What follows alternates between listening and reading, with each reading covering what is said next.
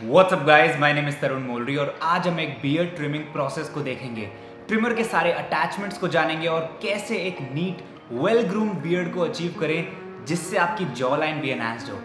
So make sure you are watching this video till the and.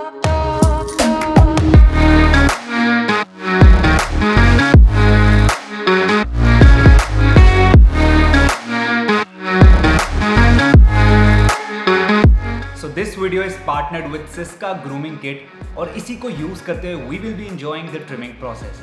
So step number 1 is knowing your attachments. Firstly, there is a normal blade which you get attached with the trimmer. Secondly, there is a fine blade जिससे कि fine hair को हम remove कर सकते हैं जो styling process में काम आता है।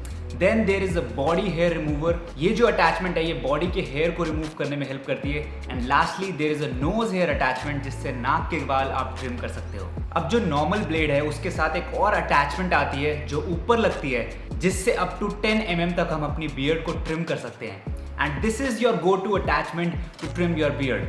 और इससे जो लेंथ है वो मेंटेन कर सकते हैं हम। सो सेम लेंथ में कट करनी है हमको बियर्ड को, which is step number 2, that is trimming your beard. सबसे पहली गलती जो बहुत लोग करते हैं वो सीधा ट्रिमर को यूज करते हैं। आपको ट्रिमर को उल्टा यूज करना है अपवर्ड मोशन में जिससे आपकी ट्रिमर सेम लेंथ में ट्रिम होगी। सीधा यूज करोगे तो शायद माइनर चेंजेस आ सकते हैं आपकी लेंथ में। बट अब आप बोलोगे कि हम बहुत ज़्यादा कंफ्यूज्ड हैं कि कौन सी लेंथ में अपनी बियर्ड को ट्रिम करें। सो don't worry, start with the longest that is 10 mm। 10 mm से आप ट्राई करो और बियर्ड को ट्रिम करने का ट्राई करो। अगर आपके कोई भी बाल नहीं कटते इट्स ओके, आप थोड़ा सा नीचे आ जाओ, 6 mm पे ट्राई करो और आपके बाल अब शायद थोड़े से कटना शुरू हो गए but you are still not satisfied, तो आप एक और कम करके देखो, that is 5 mm। Now 5 mm is my go to length. इसमें मैं फुली सेटिस्फाइड होता हूँ कि हाँ मुझे इतनी लेंथ रखनी है अपनी बियर्ड की। Now once you are satisfied with the length, you have to trim your whole face, cheek, neck area। अच्छे तरीके से हर जगह ट्रिम करना है और लास्ट में देखना है कि वो सही से सेम लेंथ में आपकी बियर्ड है या नहीं। Alright, now that we have trimmed our beard, the next step is the styling process। Second mistake जो बहुत लोग करते हैं वो neck lining की करते हैं। जब भी हम नेक लाइन बनाते हैं उसको स्ट्रेट लाइन में नहीं बनाना, एक कर्व्ड लाइन बनानी है ताकि आपकी जॉ लाइन एनहांस्ड हो। अब आपको नहीं पता कि आपको नेक लाइन कितनी ऊपर रखनी है, नीचे रखनी है, आप बहुत ज़्यादा कंफ्यूज्ड हो। So don't worry, there is an L trick. ये बहुत ही ईजी है। आप एक थंब और एक फिंगर लो, make an L like this and put it behind your ear and where the thumb touches on your neck there should be your neck lining. And here we are going to change our attachment. जो normal blade है हम उसको हटा देंगे और जो fine blade है उसको हम लगा देंगे एंड इस फाइन ब्लेड से आप अपनी नेक लाइनिंग बनाओगे। बहुत ध्यान से करना है, make curved line and don't worry अगर इधर उधर हो भी जाता है तो it's your first time, don't take a lot of stress about it.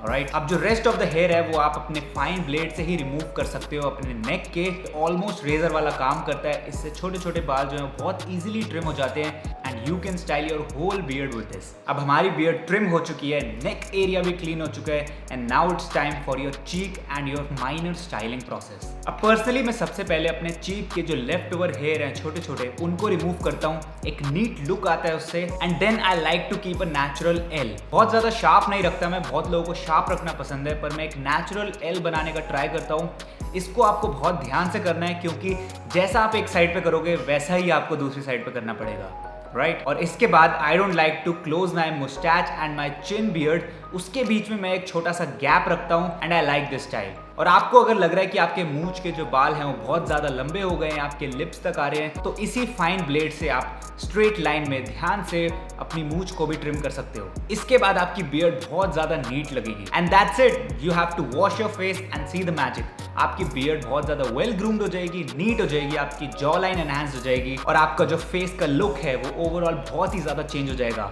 You will notice that for sure. Now the next thing is taking care of your trimmer. अब हमेशा से I face this problem of washing the trimmer. हम trim तो कर लेते हैं but trimmer को साफ किस तरीके से करें वो बहुत मुश्किल हो जाता है। So with this Siska trimmer that issue is solved because the trimmer is washable. हम आराम से पानी से इसको धो सकते हैं और सारी जो डर्ट है, जो हेयर है, उसको रिमूव कर सकते हैं और ब्लेड्स को साफ कर सकते हैं। सेकंड इशू जो हमेशा आता था कि कितनी देर तक चलेगा ट्रिमर, हमें पता ही नहीं चलता था। अंदाजे से मैं ट्रिमर को यूज करता था, कब इसकी बैटरी डाउन हो जाए we don't know. But with this इसका trimmer there is a digital screen जिसमें हमें टाइमिंग लिखी आती है कि कितनी देर तक हमारा ट्रिमर चल सकता है। and it can function up to 60 minutes and it gets charged in just 75 minutes, which is crazy. और हमेशा से एक और प्रॉब्लम थी कि सिस्टमैटिक वे में ट्रिमर की अटैचमेंट्स को और ट्रिमर को किस तरीके से रखूं। सो इसके बॉक्स के साथ एक कंटेनर आता है जिसमें सिस्टमैटिक वे में आप ट्रिमर को और ब्लेड्स को रख सकते हो और साथ ही साथ इसी कंटेनर से हम अपने ट्रिमर को चार्ज भी कर सकते हैं, which is crazy convenient. I haven't seen this feature before. So if you want to check out this Siska HT4500K multi-purpose grooming kit, the link will be in the description box. You can go there and check them out. So this was it. और आप बताओ कि आप no शेव नवंबर को follow करने वाले हो या नहीं। पर्सनली मैं जब अपनी बियर्ड को बड़ा करता हूँ, हेवी रखता हूँ, तो फेस इतना अच्छा नहीं लगता, थोड़ा सा चबी लगता है। So what do you prefer, long beard और शॉर्ट बियर्ड? कमेंट्स में let me know and make sure you like this video and subscribe the channel if you are new, and I will see you again in another video.